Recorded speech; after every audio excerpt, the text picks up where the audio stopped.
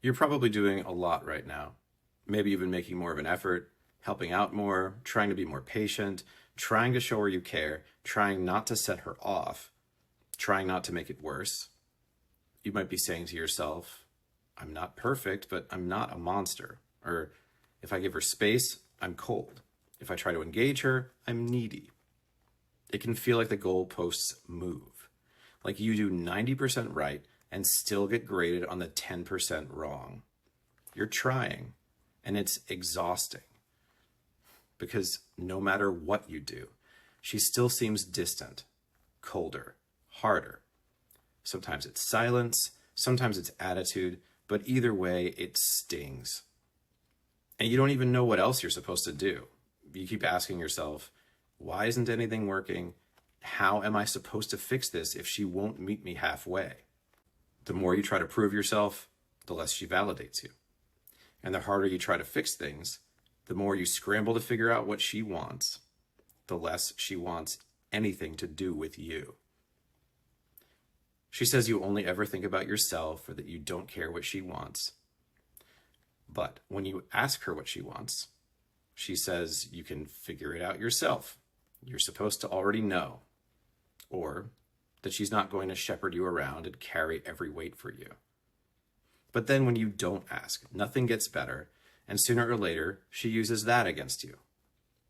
If you're feeling this way, I want you to know you're not crazy. This is actually really common. Now, all women and all relationships are different. But this kind of thing, dare I say it, is normal. I hear it from a lot of men, and I've seen it in my own life. I don't mean it's good, or that you're just supposed to relax into it. I just mean that you shouldn't delude yourself into thinking that it's just her being a nutcase and that you should throw your hands up, let the marriage die, and just marry someone else in the future who won't be like this. No, there's no running away from this unless you want to end up alone. It's confusing, I know. It can be really crazy making. It feels like she's messing with you to entertain herself, or that what she really wants is just to be with some other guy. Some arrogant asshat who will treat her like a dog, but chances are she's not trying to mess with you. And she doesn't really want to be with some disrespectful douche. And even if a part of her is trying to mess with you, and even if a part of her is drawn to Joey Jackass, those parts of her are probably not driving the situation. Other things are at the heart of it. And those other things are things you can do something about. Distance is information. It tells you the current way isn't landing, not that you're hopeless. So here's what's probably happening under the surface for real. One layer down, here's the problem. Your desperation is making her feel unsafe around you because you're coming across as weak, scared, and easily swayed. She's losing respect for you because you're coming across as rattled and uncentered, and you're not holding yourself with dignity.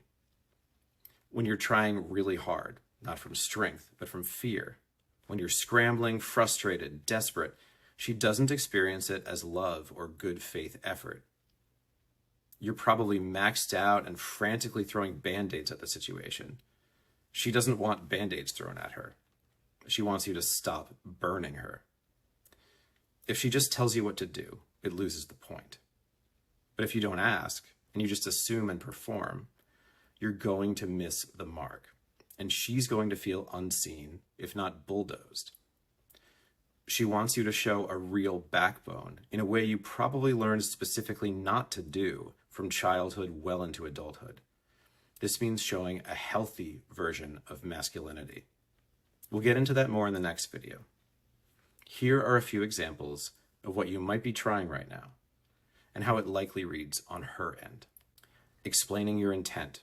It feels like a court case about whether you can justify your rightness, not like connection. Apologizing on loop. It feels like pressure to forgive you on cue, not like empathy. Doing a chore sprint. It looks like a campaign for approval, not reliability. Saying, "Are you okay?" 6 times in a row lands as you being neurotic and annoying, not caring and reassuring. promising big. If it's not backed by consistency, it reads as bullshit. Okay, so basically your tactics, pleadings, and placations are backfiring because you're coming across as a tactician, a pleader, or a placator. So it's not emotionally safe for her because she doesn't feel your balance, authenticity, and integrity. She feels your nervousness and your masks. Next layer down, what her distance might be signaling. And this is where it might really be coming from, the real meat of the issue. Maybe there's a trust deficit from repeated small misses or one bigger breach that never got repaired. She could be feeling abandoned with the load of everyday crap, logistics, reminders, housework. She feels like it all tends to fall on her shoulders and she deals with it by herself. Inconsistent follow through. Your words outpace your actions. You say you'll do things and sometimes you do, but enough of the time you don't. Feeling managed. She feels like she's being handled or fixed instead of met. You're not joining her in her experience in a way she can feel. Fixing the problem or getting her to stop acting like a wingnut isn't the same as showing empathy for how she feels about the problem, especially when she's reading you as thinking that she's the problem. She could be overwhelmed. Stress, exhaustion, grief, or burnout makes closeness hard. It could come from any direction or every direction. If she's drained, she might be doing a lot of solitary self-care. Maybe she's hanging on in survival mode. It could be nothing directly about you, but it becomes about you when her overwhelm weighs on you through her distance and coldness, and then you add to it by being frustrated that she's distant and cold. You want more of her, but she's already running on fumes. So you become an added stressor. She experiences it as emotional pressure. You're performing, explaining, apologizing for things you don't fully believe, doing nice things, hoping she'll respond how you want. And underneath all of that, there's an alternate motive, an unspoken message. You need her to believe you're good, that you're right, that you've changed. It's reasonable to feel that way. Of course you want her to think you're good. And of course she's acting like you're a third-rate TV station when she only watches Netflix, and it makes sense that you're not going to feel good about that. But on her end, she's going through some hard stuff, and you just keep trying to pull her in to make yourself feel resolved, not actually because you care about what she's going through. Even if you do care, you might keep getting distracted by feeling attacked or under threat or disrespected. And that part's getting through to her louder than the other part, the one where you're really there for her. Somehow, you have to be able to key more into those underlying issues that are driving a wedge between you, and less on how you feel about how she reacts towards you.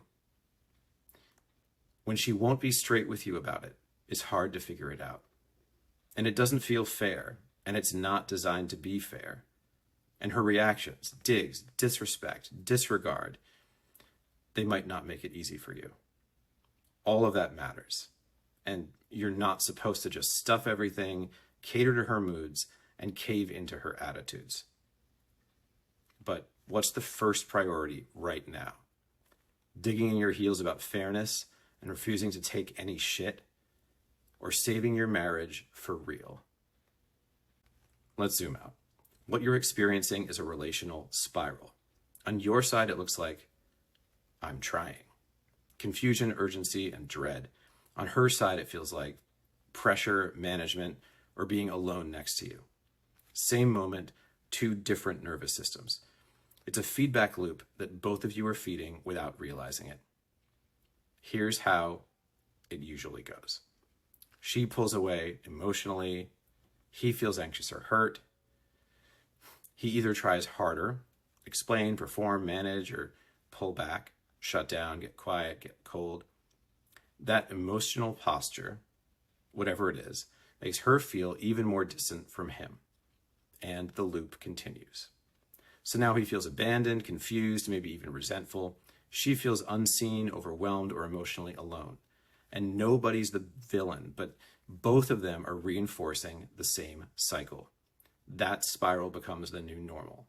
The more it repeats, the more stuck they both feel, and the more extreme the reactions tend to get.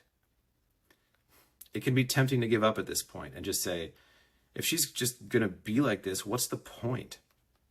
You don't need her permission, her acknowledgement, or even her awareness to change the pattern. You just have to learn how the loop controls you and refuse to be controlled. It takes two to tango, so you have a lot of leverage, even if it feels like a black hole you could never outrun. The spiral can't spin in its old grooves if you shift off axis. So, subvert it. Step out of line. Stepping out doesn't mean stonewalling, self-erasing, or lecturing her about the relationship. It means changing your next move so you're jamming the loop. So let's talk about this word, leverage. When you're caught in a pattern, it feels really hard to change it. There's so much momentum there. But the principle is pretty simple. If you change how you show up in the middle of the pattern, the loop can't keep feeding itself the same way. You interrupt it by resisting its pull, and instead of playing nice with it, you do something that goes against the script. And thankfully, interrupting it doesn't require her to do anything first. Don't wait for her to get it. Don't wait for it to feel fair. Just step out of line. Be unpredictable in a good way. Knock your domino to the side instead of forward. You're doing something that takes a lot of strength, and it could save your marriage. It's a defiant, heroic act. But don't let it get to your head. You're not fixing her. You're not managing her feelings. You're just no longer following your typical script. So you're not participating in the part of the pattern you were fueling. That might mean saying less instead of explaining more. Saying more instead of going silent. Asking questions instead of declaring answers. Slowing down instead of rushing through. Breathing instead of reacting. Taking 10 seconds to notice what you're feeling before deciding what to do next. You're breaking the rhythm, and in that space, something new can happen. Even if you don't see a positive response from her right away, and sometimes you won't see one for a while, you're still changing the system. Remember, she's not going to be so easily swayed. She has to know in her bones that you're for real. This has to be something new she learns to count on. You're taking down the wall brick by brick. Early wins are small, but real. The argument that used to run 40 minutes now fizzles in 8. You catch yourself once this week, then 3 times next week. She doesn't warm up right away, but the room doesn't ice over every time the way that it used to. So let me give you a tool you can use starting immediately. I call it Spot the Spiral. It's exactly what it sounds like. Your only job, for now, is to catch the moment you're inside it being the spiral. Now, there are 3 cues to look for. 1, how you feel. Maybe urgency, tightness, heart pounding, impatience, disbelief, righteousness. I need to fix or defend or disappear. 2, what she does. Her tone shifts, her face closes, or she goes quiet. 3, what you do. You start talking faster, louder, talking slower, going silent, fidgeting, pacing, explaining yourself, changing your behavior to get a reaction. A quick example. She goes quiet mid-conversation, you feel your heart pounding, and you hear yourself speeding up and getting louder. That's the moment. Maybe that's your pattern to a T. Maybe it's something totally different. I don't know. You have to watch, feel, pay attention in your own loops. Spot your own signals. Bruce Lee said, the most dangerous person is the one who listens, thinks, and observes. Be dangerous.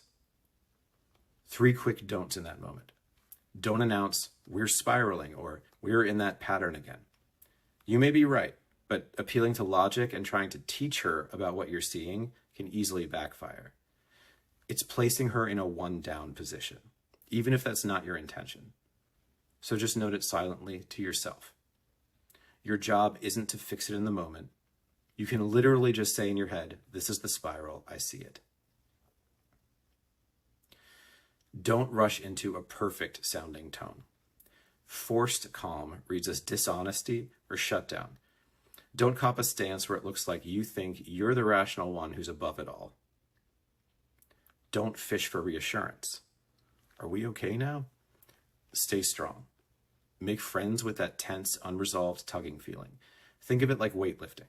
You're holding the door open, and it's a heavy freaking door. What doesn't kill you, though, can only make you stronger. Focus on just doing the right thing, rather than on whether she's crediting you with doing the right thing. That pause is powerful because every time you pause, name it, and hold, you're training your nervous system to slow down instead of react. And over time, you'll build the skill to choose a new move instead of feeding the old loop. It feels small at first, and that's fine. Small and repeatable beats big and performative. The tortoise creams the hare every time. Spotting the spiral is the first step, and it's a big one. But once you can see it, the next challenge is staying balanced instead of letting it own you.